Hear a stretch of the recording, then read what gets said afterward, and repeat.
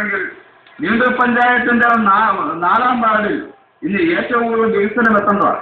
കാരണം 75 ലക്ഷം രൂപ കിട്ടുന്ന ഒരു MLA ഈ വർഷം തന്നെ നീണ്ടൂർ പഞ്ചായത്തിന്റെ 3-ാം വാർഡിൽ 5 ലക്ഷം രൂപ എനിക്ക് തന്നെ തരാമെങ്കിൽ 2 കോടി രൂപ ലഭിക്കുന്ന MP എന്തുകൂടെ ചെയ്യുന്നുണ്ട് എന്നും കൂടെ നമ്മൾ ചിന്തിക്കലില്ല. രാഷ്ട്രീയം പറയാൻ ആരും ചിന്തിക്കരുത്.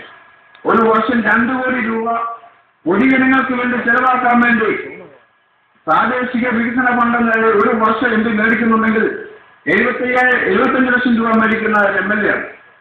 അദ്ദേഹം ഇപ്രാവശ്യം തന്നെ മുണ്ടമറ്റം പോയിട്ടോർ റോഡിന് 4-ാം വാർഡ് രാഷ്ട്രീയ നോക്കിയൊന്നല്ല കൊടുത്തിരിക്കുന്നത്. 2 ലക്ഷം രൂപ അവിടെ അനുവദിച്ചു. നമുക്ക് എത്രയും രൂപ നമുക്ക് അനുവദിക്കുന്നു.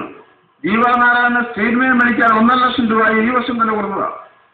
ഇതൊന്നും രാഷ്ട്രീയം പറയാൻ പറയുന്നത് നമ്മൾ മനസ്സിലാക്കേണ്ട കാര്യങ്ങളാണ്.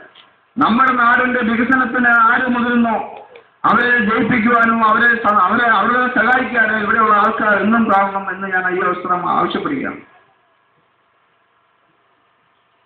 ഏതാണ്ട് എനിക്കറിയാം, ഞാൻ ഈ വാർഡിൽ കയറി വന്നപ്പോൾ ഇവിടെ 1-2 കുടുംബക്കാരെ എനിക്കറിയാം. അവരിവിടെ എന്നെ ശ്രമിക്കുന്നുണ്ട്. റേഷൻ കാർഡ് പോലും ഇല്ലാതെ, വീടിന് നമ്പർ പോലും ഇല്ലാതെ കിടക്കുന്ന കുറേ ആൾക്കാർ ഇവിടെ പഞ്ചായത്ത് മെമ്പർ ഇല്ലാതെ കാണും.